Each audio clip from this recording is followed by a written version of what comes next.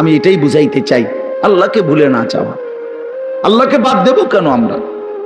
মালিককে বাদ দেব। চারটি শ্রেষ্ঠ নিয়ামত শুনেন, কষ্ট করেই বসছেন। চারটা শ্রেষ্ঠ নিয়ামত আল্লাহ আমাদেরকে দিছে, একটু ভাইবা দেখেন। এক, আল্লাহ এত বড় শ্রেষ্ঠ মালিক, তিনি আমাদের রব, ঠিক না? দুই, মুহাম্মাদুর রাসূলুল্লাহ সাল্লাল্লাহু আলাইহি সাল্লাম সর্বশ্রেষ্ঠ রাসূল, আমার রাসূল। এর চাইতে দামি রাসূল আল্লাহ কাকে দিছে? লাকাদ মান্নাল্লাহু আলাল মুমিনিন। ও ভাই লাইট এটা দিয়ে না, লাইটটা বন্ধ করে। লাকাদ মান্নাল্লাহু আলাল মুমিনিন ইদ বাআথা ফীহিম রাসূলাম মিন আনফুসিহিম। কোরআন শরীফে সূরা আলে ইমরানের মধ্যে আছে। আল্লাহ তাআলা বলেন, ঈমানদার বান্দারা, আমি আল্লাহ তোমাদের সমস্ত মুমিনের উপরে সবচেয়ে বড় যেই দয়াটি করেছি সেটা কি জানো?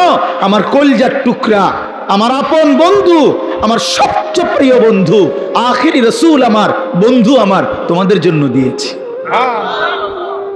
আমি বন্ধুকে দিছি, আমার কলিজার টুকরাটা দিছি।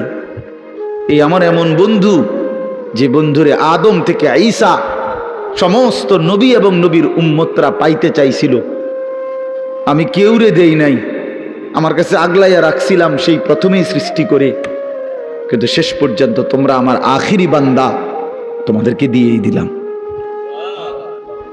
তোমাদেরকে দিয়েই দিলাম, তোমাদেরকে দিয়েই দিলাম। বন্ধু যখন কাঁদে আমি তখনও দেখছি, তায়েফে যখন পাথরের আঘাতে রক্তাক্ত, তখন তো আমি ছিলাম।